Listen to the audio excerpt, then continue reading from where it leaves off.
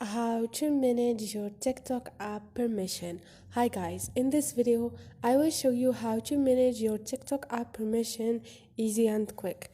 So first thing, go to your TikTok app and go to your profile. Now click on those three lines up there and click on setting and privacy. And here you have security and login, which is the third option, and you have manage app permission. Click on it.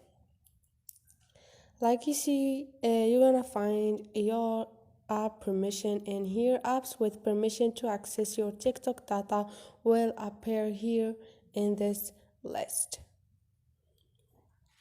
instead of no apps authorized yet. And this is it guys, so easy and quick. Hope this video was helpful to you. If you like the video, don't forget to subscribe and like.